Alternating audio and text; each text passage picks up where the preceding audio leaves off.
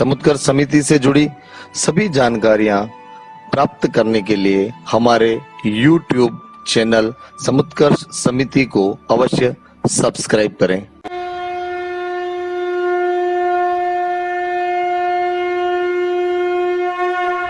आज हमारे बीच में हमारे जो मुख्य उद्बोधनकर्ता हैं, हमारे प्रेरक, हमारे पथ प्रदर्शक, वर्ष 1986 से जो अपना जीवन राष्ट्र निर्माण और राष्ट्र सेवा के लिए समर्पित कर चुके हैं, ऐसे संघ के प्रचारक माननीय ओमजी भाई साहब, आप एक प्रखर लेखक विचारक हैं।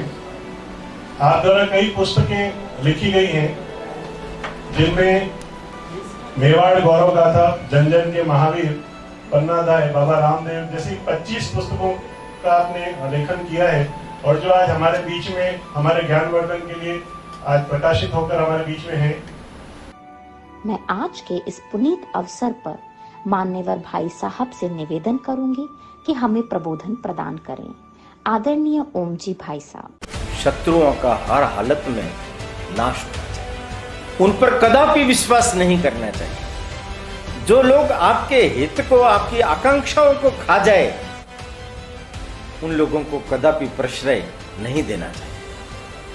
उन्हें षड्यंत्र करके भी मार देने में भी कोई बुराई नहीं है।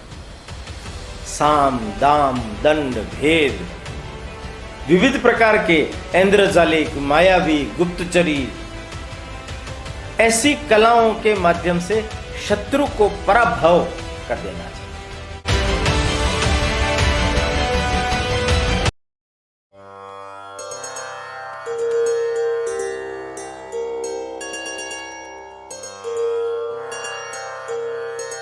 हिंदू भूमे सुरक्षार्थ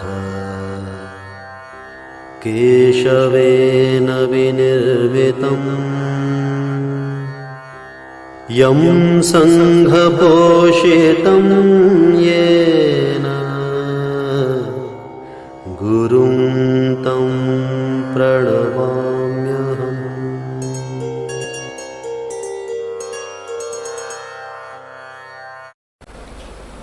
नमस्कार। समुत्कर्ष व्याख्यान श्रृंखला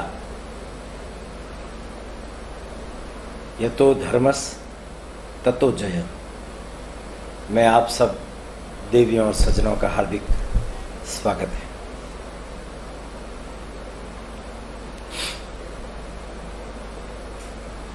पिछले एपिसोड में हमने देखा कि पांडु के स्वर्गवास के बाद पांडव हस्तिनापुर आ गए। योग्य प्रशिक्षण के लिए द्रोणाचार्य, कृपाचार्य, इन लोगों का सहयोग रहा और द्रुपद को गुरुदक्षिणा के रूप में जीतकर द्रोणाचार्य के समक्ष उन्होंने रख दिया। द्रोणाचार्य ने कौरवों और पांडवों को जो प्रशिक्षण दिया था, उसका प्रदर्शन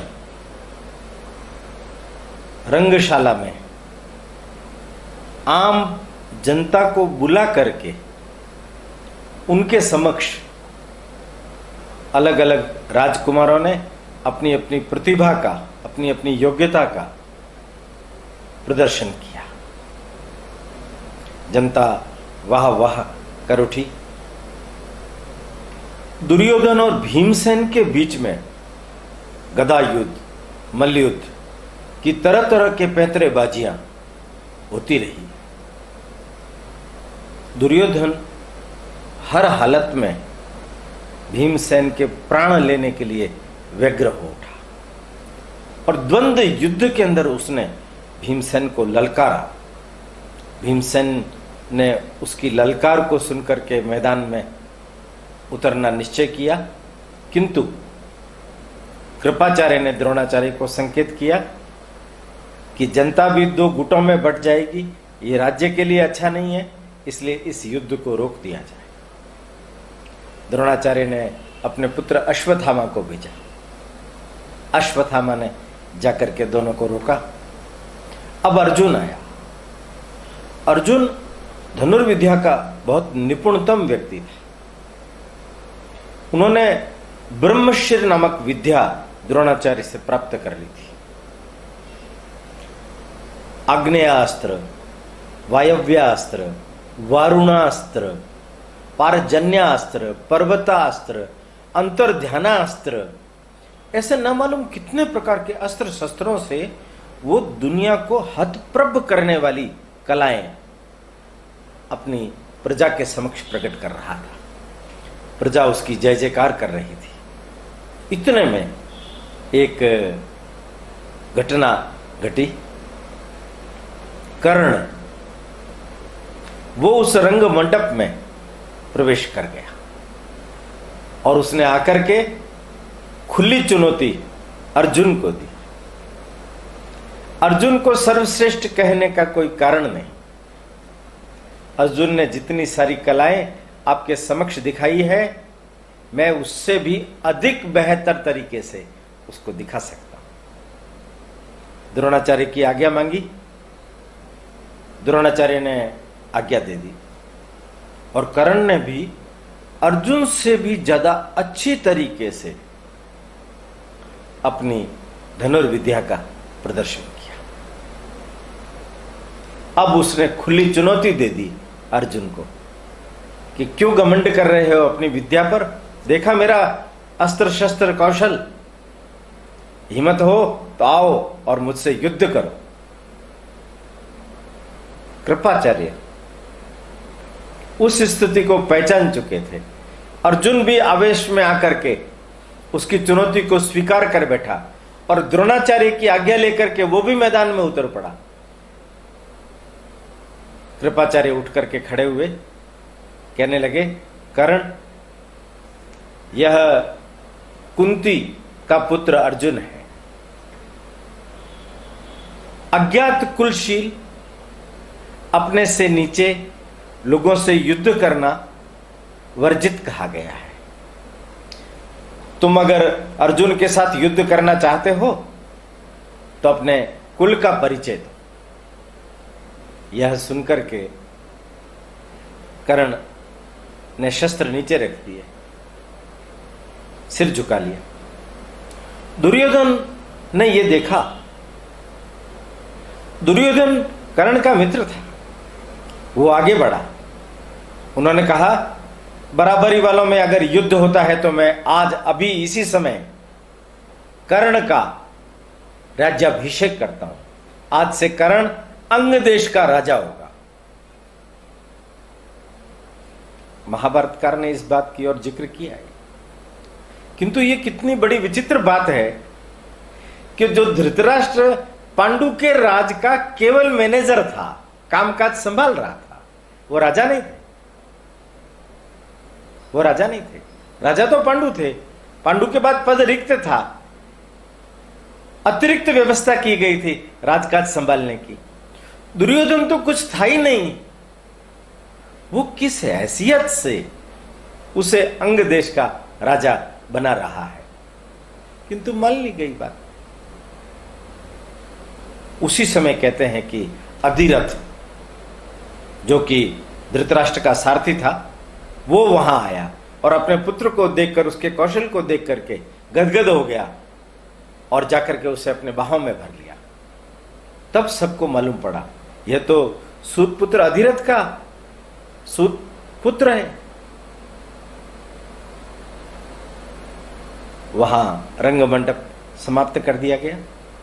कहते हैं कि उस समय में कर्ण को जब रंग मंडप में प्रवेश करते हुए देखा और चुनौती देते हुए देखा तो कुंती का हृदय भराया। उसके स्तनों से दूध की धारा फूट पड़ी। वो बेहोश होकर के गिर पड़ी। उसे मालूम पड़ गया, यह मेरा ज्येष्ठ पुत्र कर्ण है। किंतु बेहोशी के कारण से हो सकता है अगर वो होश में रहती तो इस तथ्य को वो उजागर भी कर सकती थी। वो तथ्य गोपनीय ही रह गया। द्रुपद को गिरफ्तार करके गुरुदक्षिणा चुकाने के 1 वर्ष बाद जन दबाव में, प्रजा के दबाव में धृतराष्ट्र को, युधिष्ठिर को युवराज घोषित करना पड़ा। प्रजा पांडवों के कृतित्वों पर मुग्ध थी। पांडव लोग अपनी विद्याओं को सीख रहे थे। भीमसेन भी बलराम कृष्ण के भाई, उनके पास जाकर के गदा युद्ध, रथ इत्यादि चलाने के, संचालन के विविध अस्त्र शस्त्र कलाओं में निपुण होकर के वापस लौट करके आए। प्रजा बेचैनी से उस दिन का इंतजार कर रही थी जब युवराज युधिष्ठिर का राज्याभिषेक किया जाए। यह जब धृतराष्ट्र के कानों में यह बात पड़ने लगी, मंत्री लोग कहने लगे, भीष्म पितामह भी कहने लगे, तब असमंजस में पड़ गए धृतराष्ट्र। उन्होंने अपने मंत्री कणिक, जो उनका बहुत निकटस्थ मंत्री था, सलाह की। बहुत ध्यान से सुनिए मेरी बात। राजा लोग अपने आसपास किस प्रकार के लोग रखते थे और वो लोग उनके मस्तिष्क में किस प्रकार के विभ्रम पैदा किया करते थे। सत्संगति और कुसंगति का हमेशा ही हानि और लाभ होता है।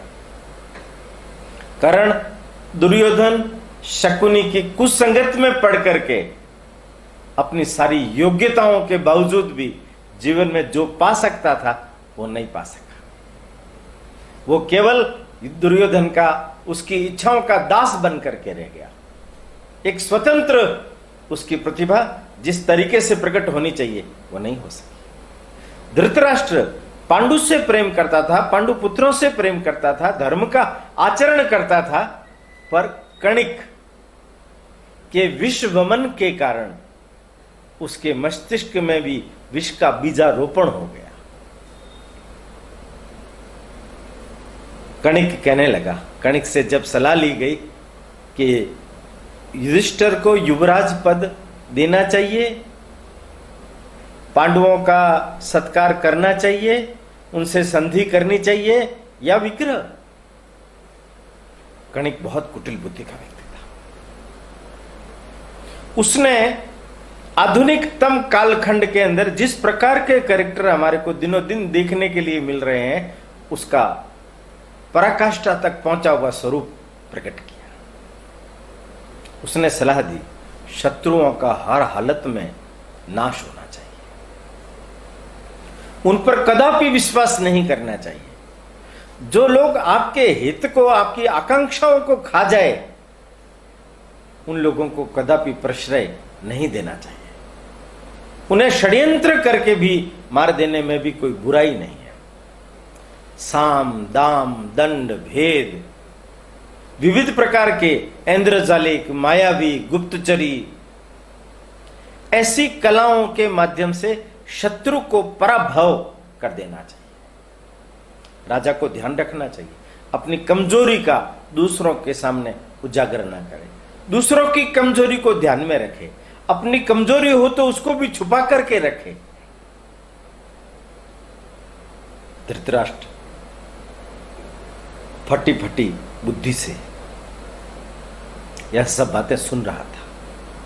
धीरे से उसने कणिक से पूछा, कणिक, तुम कह रहे हो कि साम दाम दंड भेद से शत्रुओं का मान मर्दन करना चाहिए, उन्हें अपने वश में करना चाहिए। क्या कहना चाहते हो तुम? जरा खुल करके समझाओ। कणिक ने कहा, महाराज, एक कहानी के माध्यम से मैं अपनी बात आपके समक्ष रखता हूं। उसने एक कहानी बोली। एक जंगल के अंदर गीदड़ रहता था।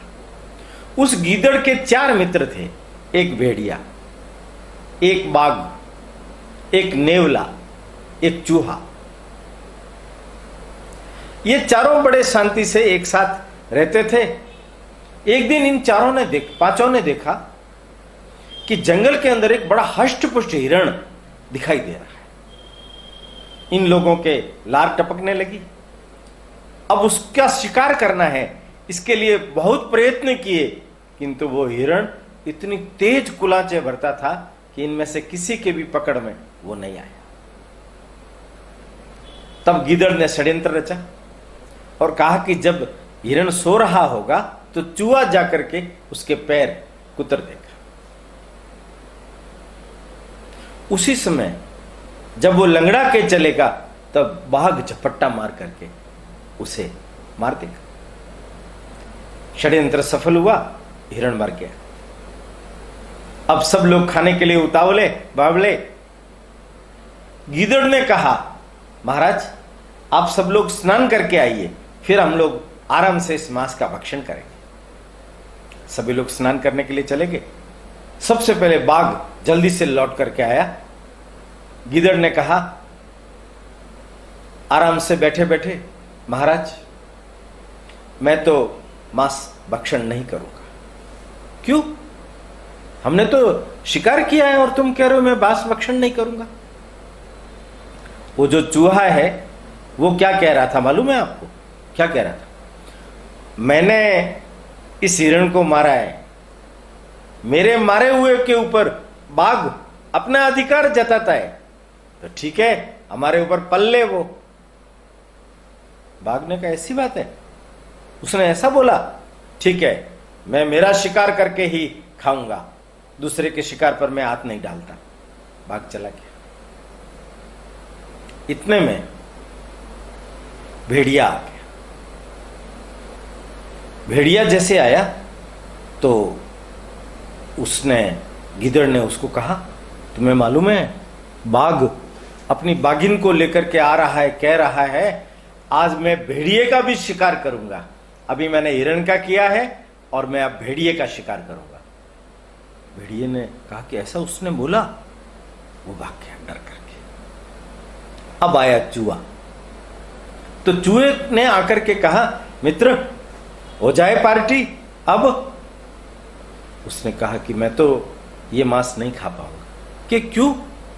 वो भेड़िया मुझे बोल रहा था कि ये जो बाघ है उसने उसको मारा है, इसलिए इसके अंदर जहर फैल गया है, जहर खा के तो हम मर जाएंगे। चूहे ने कहा ऐसी बात है? वो दौड़ करके दुबक करके बिल में घुस गया। अब आया नेवला। नेवले के आते ही गीदड़ ने कहा, मैंने बाघ को, मैंने भेड़िए को, मैंने चूहे को डरा करके धमका करके भगा दिया है।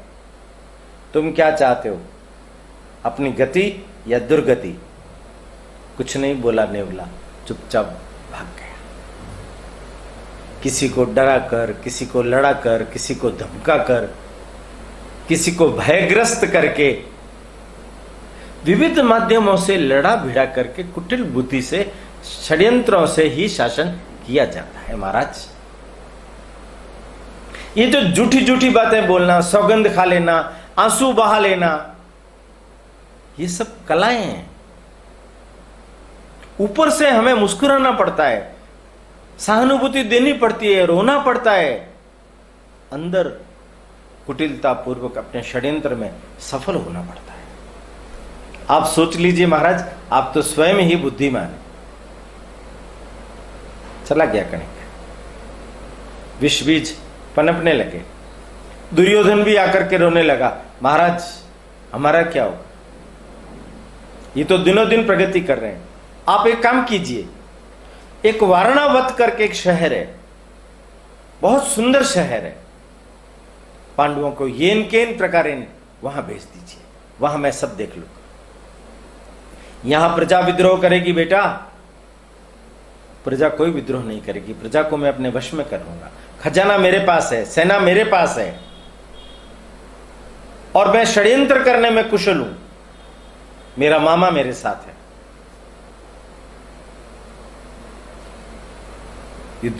धृतराष्ट्र ने कुछ चतुर मंत्रियों को इस काम में लगा दिया। वे पांडवों को उस वारणावत नगरी के बारे में प्रशंसा करके वहां जाने के लिए प्रेरित करें। उसका प्रभाव पड़ा पांडवों पर। धृतराष्ट्र ने कहा युधिष्ठिर को, बेटा मैंने सुना है कि वारणावत करके बहुत बड़ी सुंदर नगरी है, क्या तुम वहां जाना चाहते हो? युधिष्ठिर भी समझ चुके थे, कलह करना नहीं चाहते थे, इसलिए उन्होंने कहा जैसे पिताजी की आज्ञा, आप जैसा कहें। तो घूम के आ जाओ कुछ दिन, फिर वापस आ जाना। प्रजाजन दुखी हुए, ऋषिगण दुखी हुए। उनको जाते हुए देख करके सब लोग कल्पने लगे। उन्हें मालूम था पीछे दुर्योधन है और उसकी दुष्ट बुद्धि हमें प्रजा के ऊपर अन्याय अत्याचार के सिवाय और कुछ नहीं करेगी। विदुर ने युधिष्ठिर को एकांत में बुलाया और बुला करके कहा, बेटा जा तो रहे हो, सावधान होकर जाना। शत्रु कभी भी किसी भी प्रकार की छद्मवेश में अग्नि पैदा कर सकता है। जब अग्नि दावानल भड़कता है तो जो जंगली चूहे, अन्य जानवर, अन्य होते हैं वो सब दुबक जाते हैं, अपने अपने स्थानों में, अपने अपने बिल में घुस जाते हैं। उनसे बचने का एकमात्र उपाय यही होता है। तुम तो सब जानते हो, इस दुनिया में जितना हम आगे जंगलों में विचरते रहेंगे, नए नए लोगों से मिलते रहेंगे, उससे हमें लाभ होता है।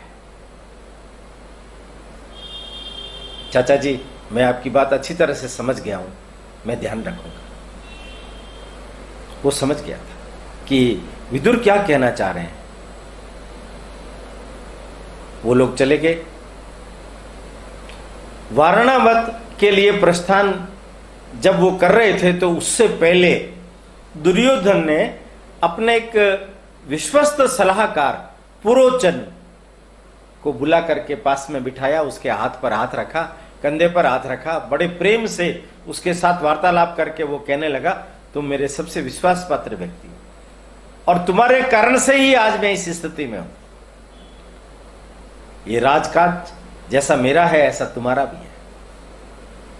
तुम मेरा एक छोटा सा काम करोगे? उनका हाँ, बताओ। पांडव वारणावत जा रहे हैं।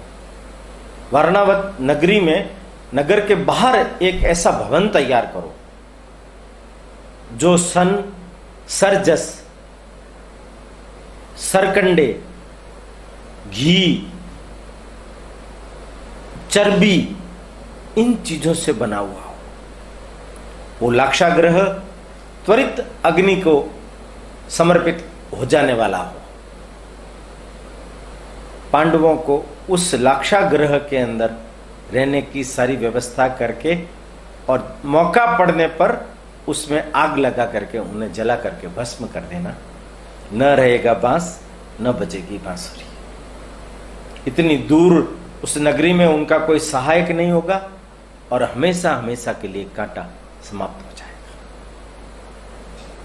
पुरोचन ने आज्ञा लेकर के और द्रुतगामी बैलगाड़ियों के साथ सामान लेकर के पहुंच गया और भवन का निर्माण कराया। पूरा सावधानी पूर्वक निर्माण करवाया। भवन बन करके तैयार हो गया।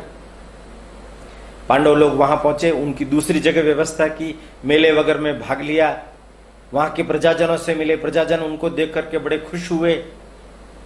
निश्चित समय में जब षड्यंत्र को परिणाम देना था तब पुरोचन ने उनसे कहा, महाराज आप लोगों के लिए एक विशेष भवन की व्यवस्था की है, कुछ दिन आप वहां विश्राम कीजिए, फिर आप पधारना। वो लोग वहां पहुंचे, उस भवन के अंदर गए। वहां बहुत अति उत्तम तरह की व्यवस्थाएं पुरोचन ने कर रखी थी। पुरोचन स्वयं भी उस भवन में ही रहता था, जिससे कि अविश्वास किसी को ना हो।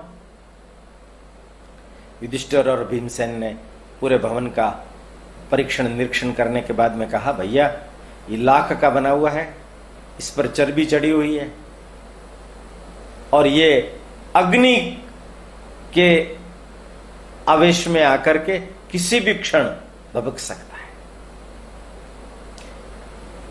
विदुर चाचा ने कहा था, पास पास के जंगल देख लीजिए। अपन जंगलों में चल के आते हैं, रास्ते देखते हैं, शिकार खेलने के बाहर की क्या स्थिति है इसको देख करके आते हैं। जब वो एक दिन बाहर गए तो उन्हें एक व्यक्ति मिल गया, हाथ जोड़ के प्रणाम किया, महाराज मैं विदुर जी का भेजा हुआ व्यक्ति हूं और सुरंग खोदने में एक्सपर्ट हूं। मुझे उन्होंने कहा है लाक्षा ग्रह के अंदर से एक बाहर की ओर सुरंग निकाल दी जाए।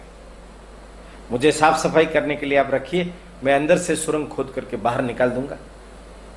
निश्चित समय में उसने जल्दी ही एक दिन में अपना काम पूरा कर दिया। उस सुरंग के बाहर एक दरवाजा लगा दिया। पुरोचन बाहर ही रहता था, उसको खबर नहीं पड़ी। एक दिन युधिष्ठिर ने मां से कहा, मां ब्राह्मणों को बुलाए हुए, उन्हें दान दक्षिणा दिए हुए, उन्हें भोजन करवाए हुए बहुत दिन हो गए, अपन दान दक्षिणा दे देते हैं और अपना काम पूरा करते हैं। उन लोगों ने योजना बना ली, आज रात को ही अपने को सुरंग में से होकर के निकल जाना है। पुरोचन जब रात को सोया हुआ रहेगा तब अपन स्वयं इस भवन में आग लगाकर सुरंग के माध्यम से बाहर निकल जाएंगे।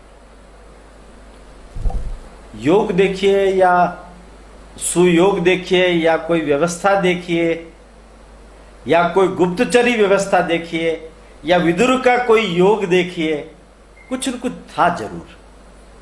ब्राह्मण लोग आए, भोजन किया, उनको दान दक्षिणा दी गई, वो चले गए। शाम के समय एक भीलनी अपने 5 पुत्रों के साथ में, भीलनी 5 पुत्रों के साथ में अंदर आ गई। वो भी भोजन के लिए गुहार लगाने लगी। उनको भोजन खिलाया गया। शराब पिए हुए थे वो लोग। भोजन करने के बाद शराब के नशे के कारण वो वहीं पसर गए। उनको एक कमरे में ठहरा दिया गया। रात के समय ये लोग चुपचाप सुरंग से निकले। पुरोचन सो रहा था। उसी समय ही भीमसेन ने उस लाक्षागृह में आग लगा दी।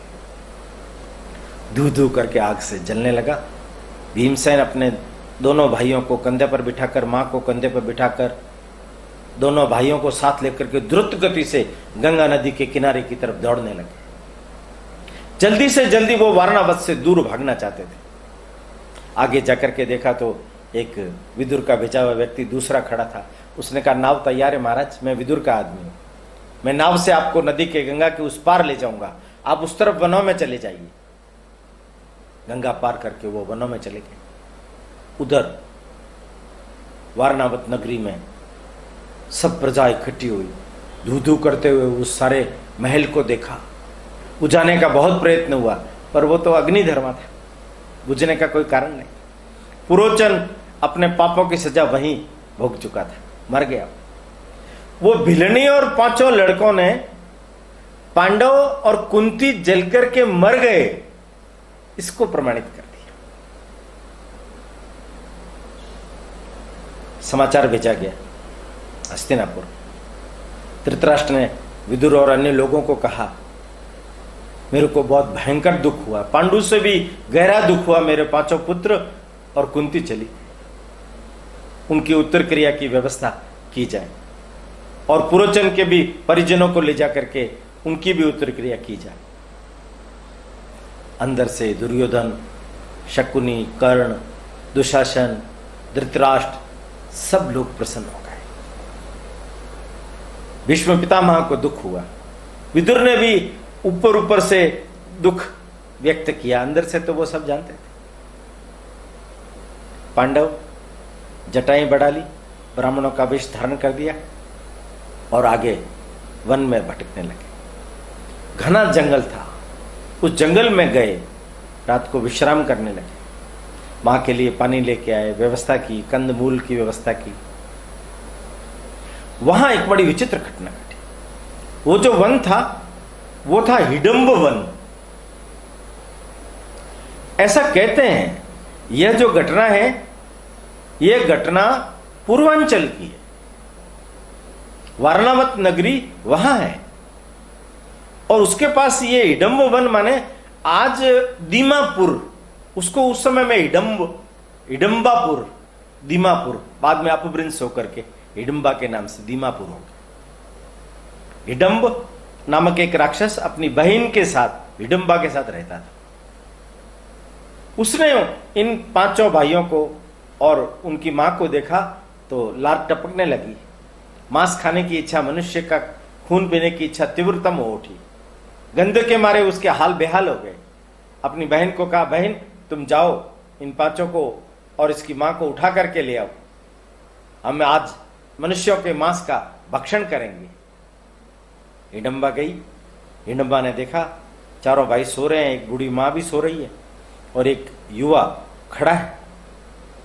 उसके रूप के ऊपर वो मोहित हो गई। आई थी मारने के लिए, पर मन बदल गया। उन्होंने कहा, ऐसा अगर मुझे पति मिल जाए तो इस क्षणिक मांसाहार से तो लाख दर्जे बढ़िया। उसने सुंदरी का वेश बनाया, उसके समक्ष प्रकट हुई, अपना निवेदन किया, मैं आपको अपना पति मान चुकी हूं, आप मेरे ऊपर कृपा कीजिए, चलिए मैं आपको कहीं पर भी ले चलती हूं, मैं सब विद्याओं में जानकार हूं। भीम ने हंस करके कहा कि सुंदरी, मैं तुम्हारे साथ नहीं चल सकता, ये मेरे 4 भाई है और मां है, मैं इनको छोड़ के कहीं नहीं जा सकता। अगर तुम नहीं जाओगे तो मेरा भाई तुम्हें मार करके खा जाएगा, कि तुम बुला ले तुम्हारे भाई को। काफी देर से जब ये नहीं आई तो हिडम्ब खुद चल करके आ गया। उसने इसको सुंदरी के रूप में देखा तो वो इसकी मानसिकता को समझ गया। उसने कहा कि तुम मेरे साथ धोखाबाजी कर रही हो, मैं तुम्हें पहले मारूंगा और फिर इन सबको मार करके खा जाऊंगा। और हिडम्ब झपटा इसके ऊपर। भीम ने तुरंत उसका हाथ पकड़ लिया, हिडम्बा को एक तरफ कर दिया और भीम में और हिडम्ब में युद्ध होने लगा। 4 भाई भी जग गए, मां जग गई। अर्जुन ने थोड़ा सा भीम को दबते हुए देखा तो भीम को उछाल मारने के लिए थोड़ा व्यंग्य किया। भैया कोई चिंता करने की कारण नहीं है, मां और भैया के पास में नकुल सहदेव रह जाएंगे, मैं आता हूं, मैं इस राक्षस को मारता हूं। भीम ने कहा, तुम्हें आने की कोई जरूरत नहीं, तुम वहीं बैठे बैठे देखो, अभी मैं इसको कैसे पछाड़ता हूं। और उसकी दोनों पैर पकड़ करके 100 बार उसने ऐसे घुमाया और जोर से जमीन पर पटका, उसके प्राण निकल गए।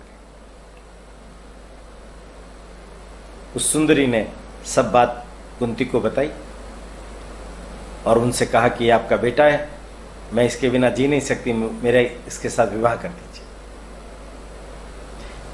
सब ने मिलकर के सलाह की, अब अपन फंस गए हैं, अभी कुछ समय अपने को गुजारना भी है, तो ये एक उचित अवसर है, इसका लाभ लेना चाहिए। भीम का हिडम्बा के साथ विवाह कर दिया। युधिष्ठिर ने नियम बनाया कि दिन भर तुम्हारे साथ रहेगा, ये रात को हमारे पास आ जाएगा। राक्षसों में ऐसा कहते हैं गर्भ धारण भी जल्दी होता है, पुत्र उत्पत्ति भी जल्दी होती है। भीम ने कहा कि जब तक तुम्हारे संतान नहीं होती तब तक मैं तुम्हारे पास रहूंगा, उसके बाद हम चल देंगे। निश्चित समय में भीम के पुत्र हुआ। ये पांडवों का सबसे बड़ा पुत्र, ज्येष्ठ पुत्र, नाम घटोत्कच। घटोत्कच, घट के समान उसका चेहरा था और सिर के ऊपर बिल्कुल भी बाल नहीं थे, उत्कच, इसलिए घटोत्कच नाम रखा उसका। वो तो बहुत शीघ्र ही बड़ा हो गया।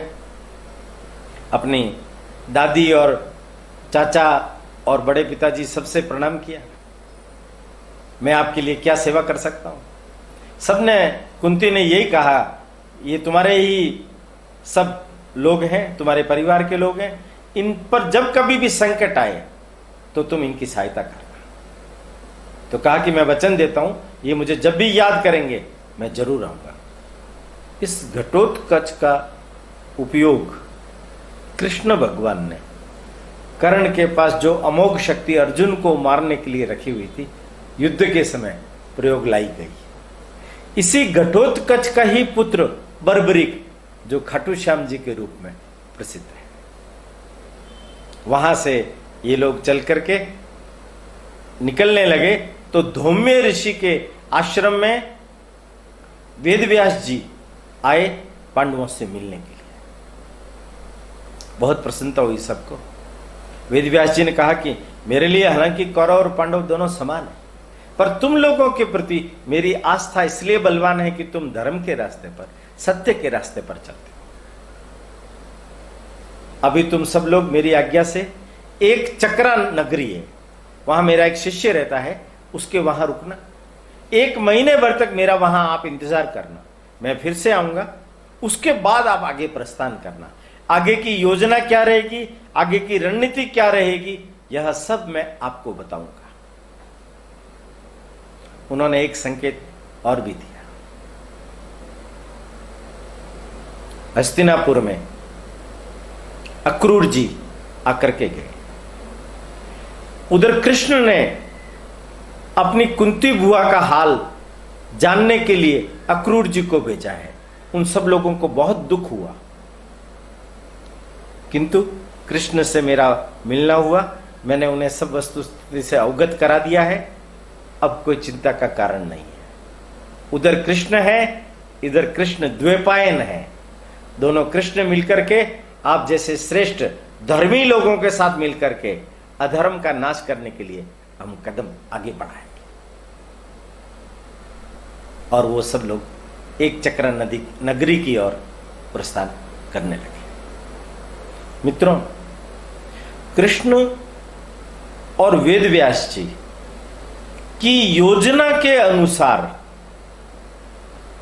पांडवों को कब, कैसे, किस तरीके से आगे बढ़ना है, जब तक वो न कहे तब तक अप्रकट रह करके ब्राह्मण वेश में ही अपने जीवन का व्यापन करना है, ऐसा निर्देश देकर के व्यास जी, वेद व्यास जी चल दिए। और ये लोग भी एक चक्रा नगरी के अंदर प्रवेश करने लगे। एक चक्रा नगरी में रहते समय इन लोगों ने किस तरीके से अपने जीवन का व्यापन किया, और उसके बाद वो आगे कांपिल्य नगरी की ओर कैसे प्रवेश किए, और कांपिल्य में द्रुपद कन्या द्रौपदी के स्वयंवर की आयोजना और उसके सूत्रधार श्री कृष्ण, उनकी योजना के अनुसार ये लोग कैसे वहां पहुंचे, कैसे द्रौपदी का स्वयंवर हुआ, ये आगे की कथा में हम सब लोग सुनेंगे। तब तक के लिए मैं आपसे आज्ञा लेता हूं। प्रणाम, नमस्कार। समुत्कर्ष समिति से जुड़ी सभी जानकारियां प्राप्त करने के लिए हमारे YouTube चैनल समुत्कर्ष समिति को अवश्य सब्सक्राइब करें। आप सभी का समुत्कर्ष समिति के प्रति यही स्नेह और आत्मीय भाव बना रहे। धन्यवाद।